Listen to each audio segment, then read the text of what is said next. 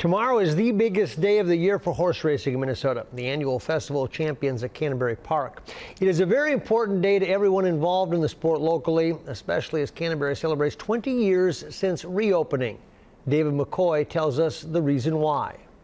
And they're off. In 1992, horse racing in Minnesota was really struggling. Crowds at Canterbury had dwindled to just a couple thousand a night, and rumors were swirling that Ladbroke, Canterbury's British owner, was planning to close the track for good at the end of the year. Fan base had eroded. There wasn't nearly as much interest as there had been. So a group of Minnesota horsemen came up with this crazy idea.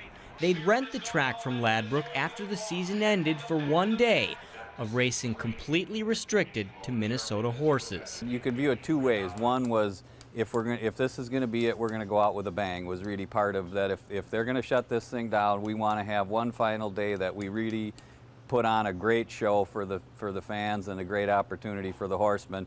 We certainly hope that it would stimulate, show Ladbroke and show the public that there is still interest in horse racing. When we made the presentation to the track, it's something I'll never forget. They all started laughing at us.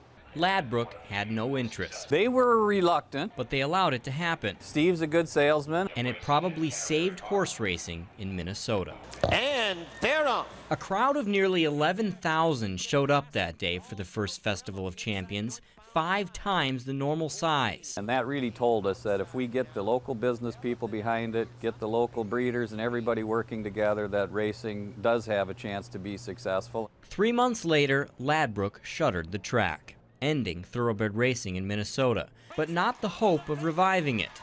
The success that day fueled the belief that the sport could make it here, keeping the dream alive until Randy and Curtis Sampson could buy the track 2 years later and restart racing in 1995. A lot of those same people that were organized to try to help with festival ended up being, part of the group that resurrected racing in Minnesota. Now, as Canterbury celebrates its 20th season since reopening, it makes you wonder, what if Ladbroke had said no that fateful day in 1992?